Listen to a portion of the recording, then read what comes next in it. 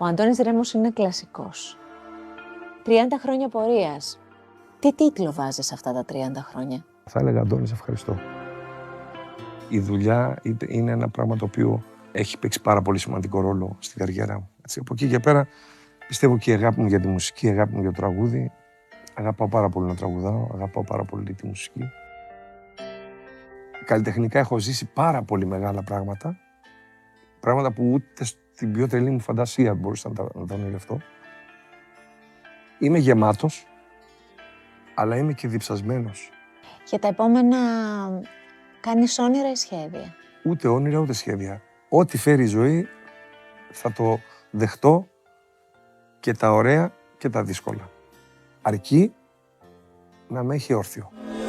Ρυθμός Classics με τον Αντώνη Ρέμο. Έρχεται σύντομα στο επίσημο κανάλι του Ρυθμού 949 στο YouTube, Ρυθμός Tube.